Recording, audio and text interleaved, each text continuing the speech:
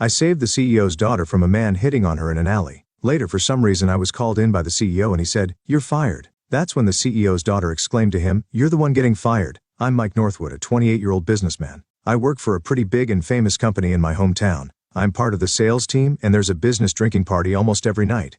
The clients seemed to really like the place I chose for the gathering, so I think it was successful. I felt a sigh of relief. My boss is whispering something to our CIO. Looks like he's planning for the next place. Probably they're going to a fancy place with attractive ladies along with our client's CEO. I guess his regular employees are calling it quits here. We hailed taxis for the higher-ups to send them off. Our tipsy CEOs seemed to be in high spirits. We made sure nothing was left behind with seniors, and then us regular employees dispersed. My colleagues were heading off to a bar, but I'm not much of a drinker. Despite the invite, I declined and decided to head home early. I wanted to enjoy my only hobby, gaming, when I got home. As I was excitedly heading home, I heard a dispute in a side alley off the main street. Normally I ignore it, but I stopped in my tracks when I heard a young woman's voice. Squinting into the dark alley, I could see a girl about college-aged and a man about my age arguing about something. A man seemed to be forcing the girl, and she was clearly uncomfortable. "Hey, stop that." She tried to keep her voice down, but it was clear she was rejecting him. The man was holding her arm, seemingly trying to forcefully take her somewhere. The girl appeared to be about the same age as my younger sister. "Hey, maybe you shouldn't be forcing her like that," I called out quietly towards the back of the alley. The man turned around and glared at me. From just one glance I could tell he was wearing a well-tailored suit. His tie is designer-made. His leather shoes are nicely polished. He seems like a rich kid. "Back off. You're out of your league, man." Quite a mouth on him for a privileged kid. Maybe he's a rich brag gone bad. I sigh inwardly.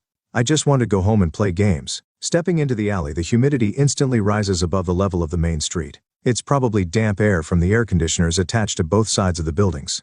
But she seems uncomfortable, and you're acting like a thug, so I can't just ignore this. While saying that, I nonchalantly grab his hand, shielding the girl behind me. Talking circles around people is something I'm good at. "Hey Ginny, do you know this guy?" The man yells as he tries to violently grab the shoulder of the girl behind me. I shield her, making sure his hand doesn't reach her. He clicks his tongue and then attacked with pretty heavy punch. I absolutely hate violence. I was blow to the wall of a building, hitting my back hard. I taste iron in my mouth. The man looks down at me, now slumped against the building wall. There's a vulgar grin on his face. These kind of guys never stop at one punch. He's the type who gets excited by the violence he inflicts. Just as I try to escape, a kick to my stomach makes me groan.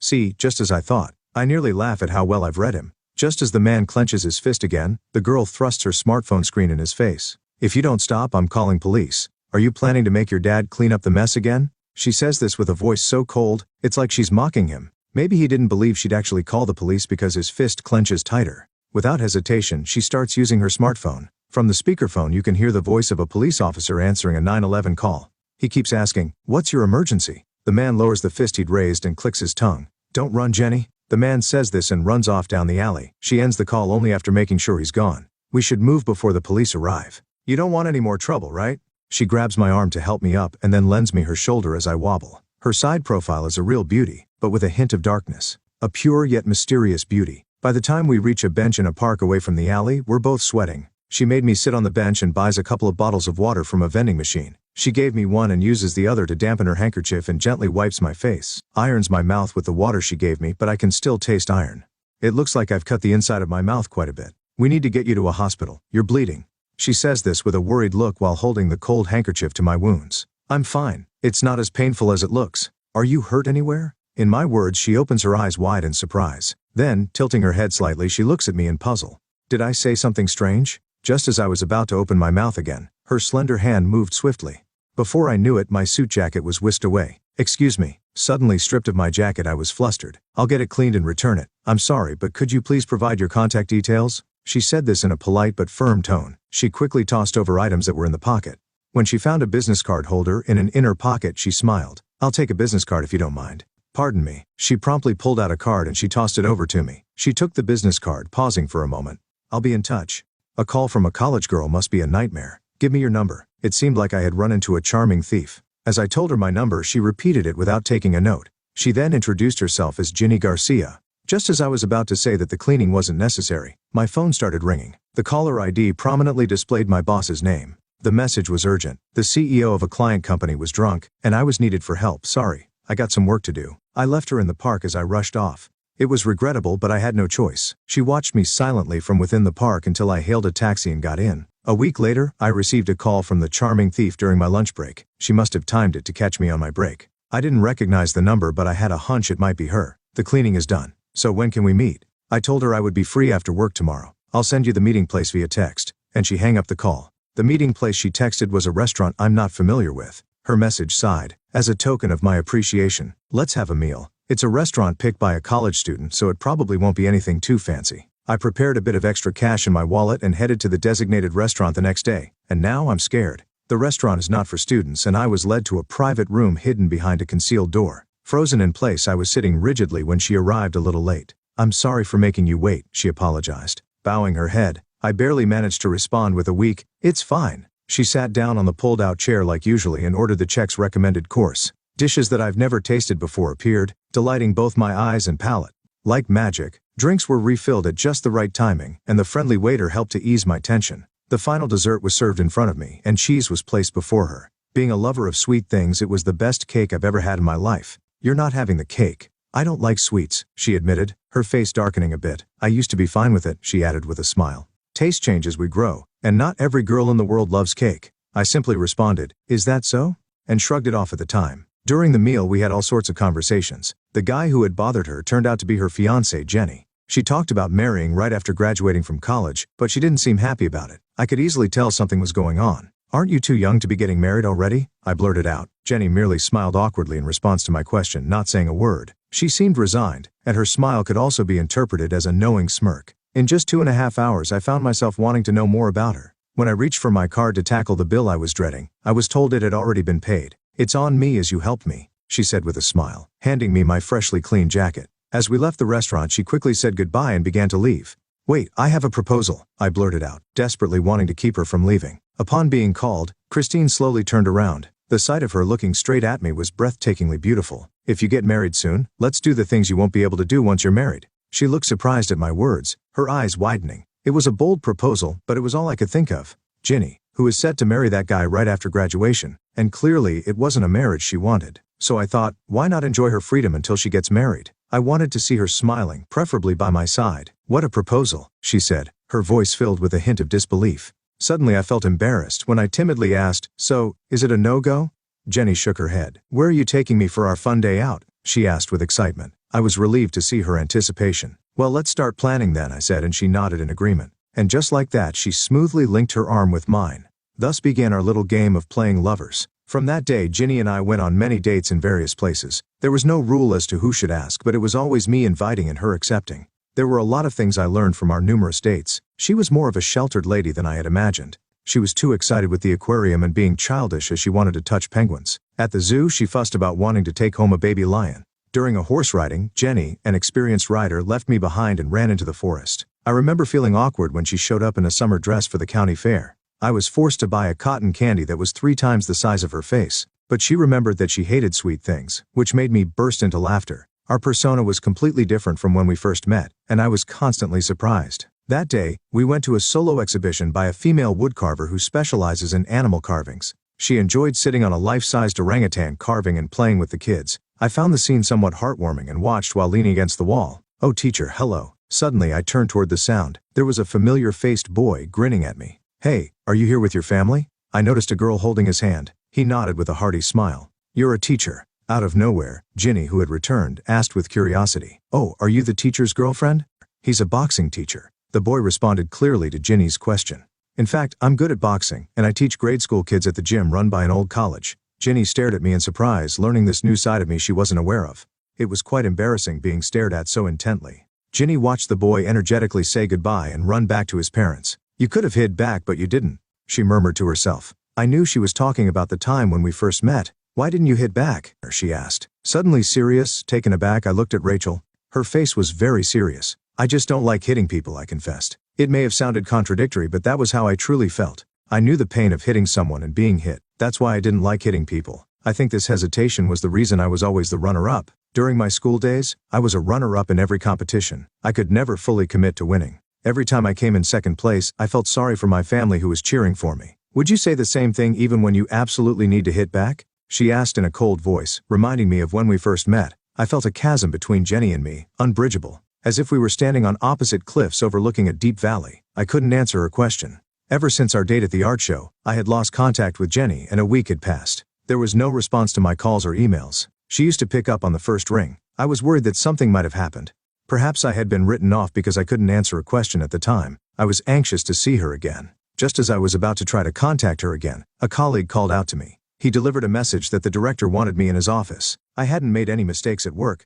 I put on the jacket I had taken off and knocked on the door to the boss's office. I was told in a low voice to come in. In the boss's office were the boss and the director, and the CEO of a client company. And one more person, the man who had been bothering Jenny, was sitting back on the sofa. "I'm disappointed in you, trying to steal my nephew's fiancée." So, the man who was bothering Jenny was the boss's nephew. The client company CEO also looked stern. As I stood there dumbfounded, the boss explained. Jenny was the daughter of a client company CEO and the boss's nephew's fiancée. He emphasized that their marriage was necessary to strengthen the partnership. It seems like they were insisting on a marriage to expand their companies. I was taken aback, wondering what error they were talking about.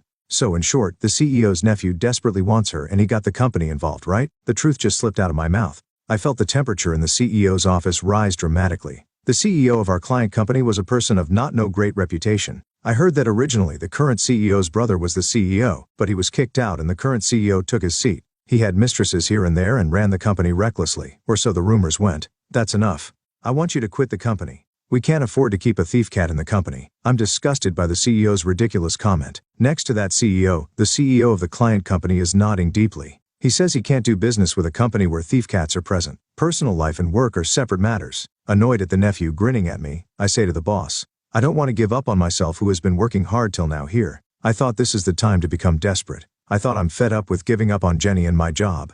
I'm not interested in your opinion. This is my company, and I don't need you. The CEO points to the exit door and tells me to leave. At that moment the door he pointed at is opened without a knock. What the hell? We're having an important conversation. The CEO immediately yells at the person who opened the door. However, the next moment, everyone in the CEO's office was stunned and couldn't move. It's been a while. Uncle, my father sends his regards, Jenny said to the CEO without a smile. The boss's nephew, my fiancé, is stunned. Was it you, uncle, who was secretly sniffing around me, or was it my fiancé?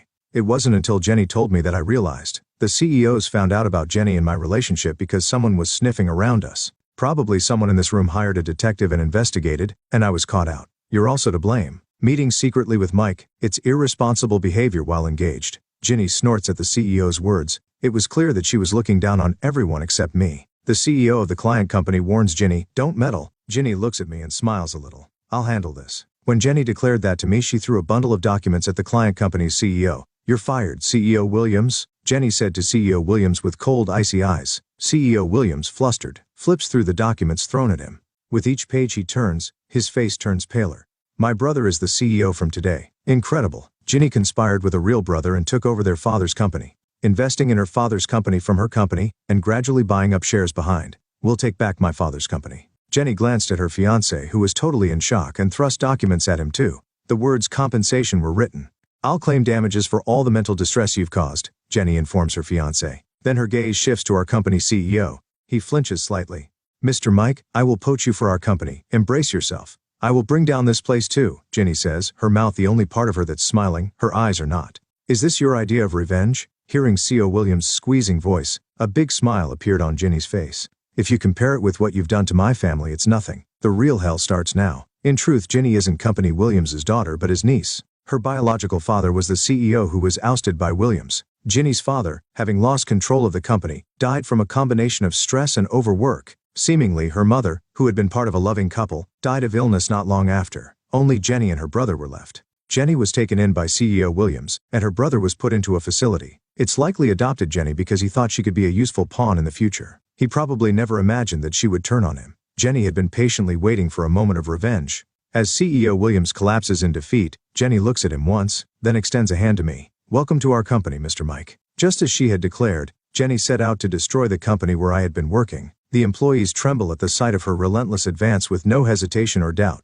I started working as a secretary to the CEO at Jenny's company. The CEO is Jenny's real brother, Mr. James. He's the same age as me. The new job was tough in many ways, but somehow I managed. The company seemed to be changing into a more pleasant workplace, freed from dictatorship. I think the brighter expressions of the employees are proof of that. I would love to say everything is going well, but there's one thing that worries me. Jenny has been avoiding me. Ever since the incident in the CEO's office, she has been actively ignoring me. Even when we pass in the hallway, she just acts as if I don't exist. Just when I'm trying to find a way to talk to her, CEO James shows up. Do you know what a Savannah cat is, Mike? Confused by the unrelated topic, I tilt my head. A Savannah cat is a breed of cat born from the crossbreeding of a serval cat and a domestic cat. It's about the size of a dog. Depending on the breed, it is necessary to register with the local government to keep one. That large mountain lion-like cat, right?